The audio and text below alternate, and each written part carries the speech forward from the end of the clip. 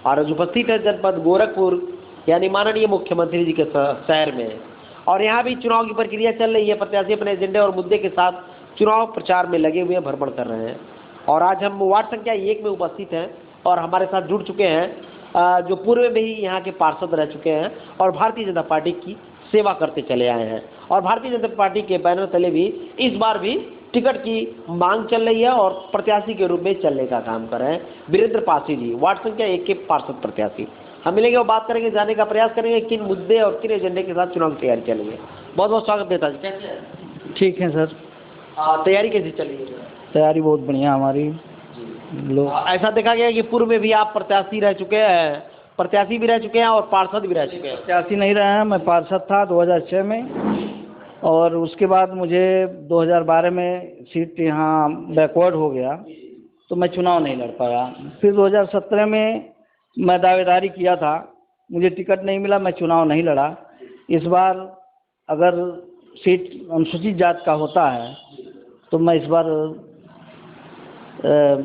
चुनाव लड़ूंगा। अभी तैयारी चल रही है? अभी तैयारी चल। सर हम बात करेंगे आपसे कि आप लगभग पूरी जनता के बीच में तो जा ही रहे हैं। हाँ। वार्ड संख्या जो भी बढ़े हैं वहाँ तक तो आप पहुँच ही गए हैं। हाँ। सर अभी इस समय भ्रमण कर रहे हैं आप, तो क्या क्या समस्या देखने को मिल रही है? हमारे वहाँ देखिए सबसे बड़ी समस्या इस समय जो रोड ये चल रहा है, क्या बोलते हैं, सीवर का काम, तो इसमें जहाँ जहाँ भी काम हो रहे हैं वो काम ढंग से नहीं हो पा रहे हैं। कहीं कहीं तो देखा जा रहा है कितने दिनों से ऐसे गड्ढे खोद के पड़े हुए हैं। जो नालियाँ बनी हुई हैं, जो स्लैब रखे हुए हैं, टूटी पड़ी हुई हैं, उसको कोई देखने वाला नहीं है। पार्षद बिल्कुल पता नहीं क्या कर रहा है कि उसको जाता है आता है, गांव के ही रास्ते लोग कहते हैं, लेकिन कहता है ठीक है हो जाएगा, लेकिन करता कुछ नहीं है, वो सुन के निकल जाता है। दूसरी बात, हम एक चीज़ और देख रहे हैं, गांव में हमारे कुछ ऐसे मोहल्ले हैं इस वार्ड में जहां कच्ची शराब का धंधा भी चलता है। अच्छा। हाँ, इसके लिए मैं कई बार प्रशासन से कह भी चुका हूं और कुछ कार्रवाई भी हुआ है। कुछ लोग बंद भी किए हैं, कुछ लोग अभी चल रहे हैं और इस पे देखिए अभी आगे क्या क्या होता है इसमें।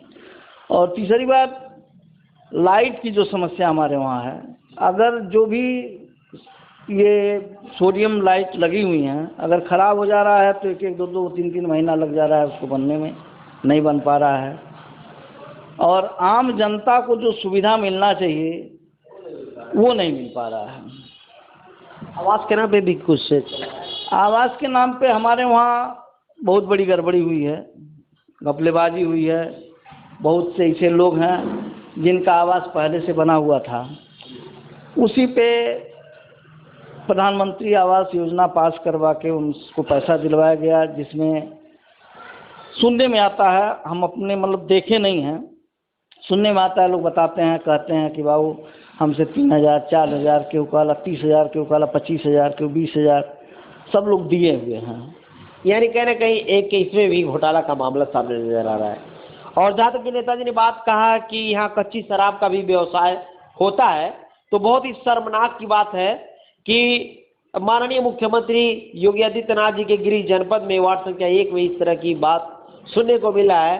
तो कहीं ना कहीं ये सोचने का विषय है कि जहाँ एक तरफ शासन की बात कर ली जाए तो शासन की फुहार से थर थर लोग कांपते हैं, तो एक तरह की निंदनीय भी बातें आ रही है वार्ड संख्या 1 में। इस पे सोचने की बात है। और इस तरह का जो कार्य हो रहा है ये काफ़ी बुरा है, जो समाज के ऊपर काफ़ी प्रभाव डालने वाला है। तो ऐसा नहीं होना चाहिए, इसमें बदलाव आना चाहिए। नेताजी, क्या आप अगर यार यहाँ के पार्षद होते हैं इन समस्याओं पे कार्य करेंगे?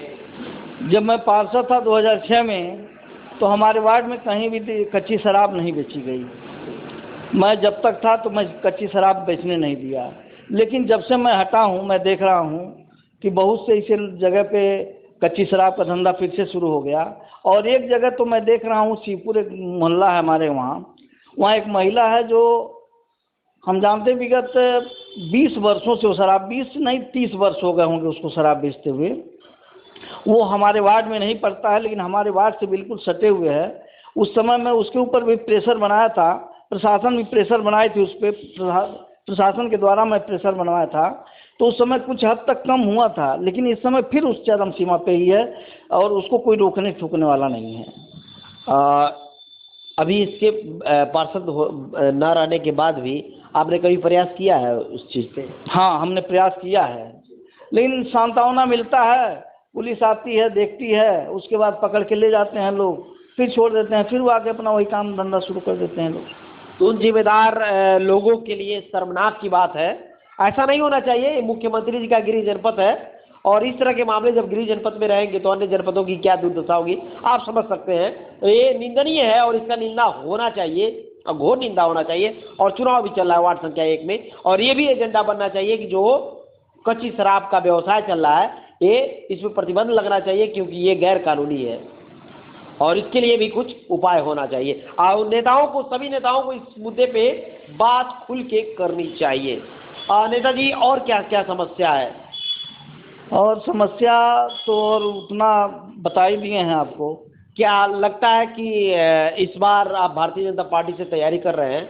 आपने बताया कि कई बार प्रसीमन भी चेंज हो गया और सीट भी चेंज हो गई, कई बार एक आध बार टिकट भी आपको नहीं मिला।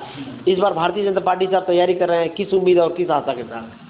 हमने काम किया है भारतीय जनता पार्टी के लिए, विगत 20 वर्षों से महाराज जी के साथ हम लोग ने काम किया है और 2006 में महाराज जी ने बुला के हम लोग को टिकट दिलवाया था और हम लोग चुनाव जीते थे और बीच में भी हम लोग काम किए हैं।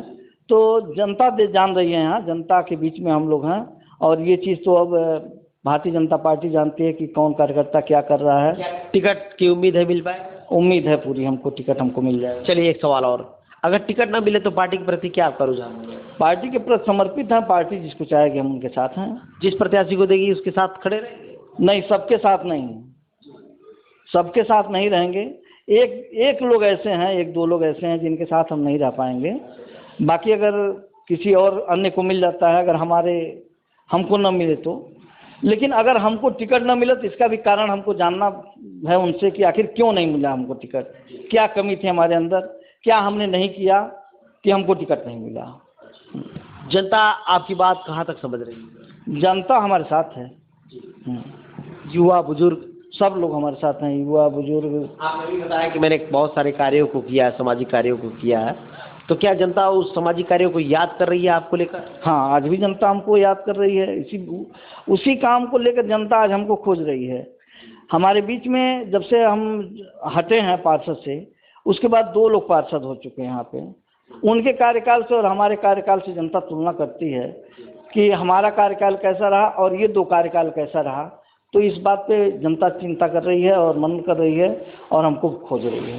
किस उम्मीदवार से आपको डर लग रहा है चुनाव में? हमको किसी उम्मीदवार से डर नहीं है। कोई ऐसा उम्मीदवार होगा जैसे लगता हो कि वो आपको हरा सकता है? नहीं, हमको किसी से कोई ये नहीं है कि कोई हमको हरा देगा। अंत में हमारे चैनल के माध्यम से जनता से क्या अपील करना चाहते हैं? जनता से हम यही अपील करना चाहते हैं कि आप लोग जो भी काम करें, आप लोग भी समाज के लिए, समाज को देखते हुए आप भी समाज के साथ हैं और समाज के साथ रहिए और एक दूसरे से मिल के रहिए और एक दूसरे का सहयोग करिए। तो ये रहे वीरेंद्र पासी जी, जो विगत वर्षों में यहाँ के पार्षद रह चुके हैं और इन दिनों एक प्रत्याशी के रूप में चलने का काम कर रहे हैं। अपने एजेंडे और बातों को अपने बताया, मुद्दों को बताया और जनता से निवेदन भी किया। तो हम चाहेंगे कि अपने वीरेंद्र पासी के लिए आपके लिए क्या सम्मान है, क्या राय है, क्या निर्देश है, जरूर कमेंट बॉक्स में दें। और नेताजी कैसे हैं, क्या कार्य किए हैं, क्या कर पाएंगे, उसको भी संधि विच्छेद करते रहें। तो देखते रहें हमारी खबर और बताते रहें नेताजी के बारे में। धन्यवाद।